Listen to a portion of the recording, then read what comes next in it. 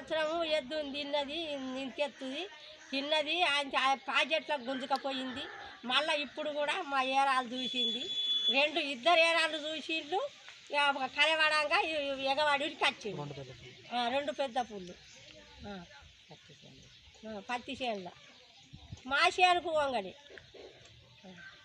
మన బాబాసాగర్కి అరకగూడ ప్రాజెక్టులో గత సంవత్సరం పులి భయంతో ఒక ఎద్దుని కాటేయడం జరిగింది.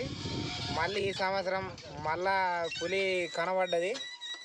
పులి కనబడడంతో భయపడి చేనులకి వెళ్ళి పరుగులు తీయడం జరిగింది, ఇంటికి వెళ్ళడం జరిగింది. ఈ పులి నుండి కొంచెం విముక్తి చేయాలని ఫారెస్ట్ అధికారులను కోరడం జరుగుతుంది. డబ్బా ఏరియా మొత్తానికి ఆర్కాగూడ ప్రాజెక్టు ఏరియాలో ఇంతకుముందు గత 3 సంవత్సరాల కిందట ఇదే విధంగా పులి దాడి చేసి ఒక ఎద్దుని ఇచ్చేసింది.